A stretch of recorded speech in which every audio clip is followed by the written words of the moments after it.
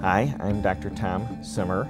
I'm the Chief Medical Officer of Blue Cross Blue Shield of Michigan. Patient-centered medical home is a new type of practice that it usually involves primary care physicians developing a team to partner with patients.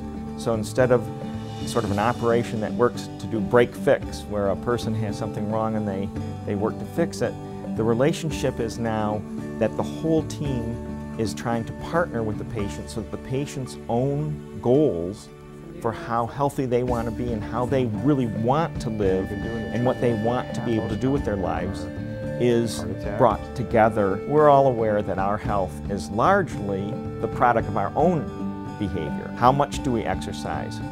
How do we handle our nutrition? Do we smoke?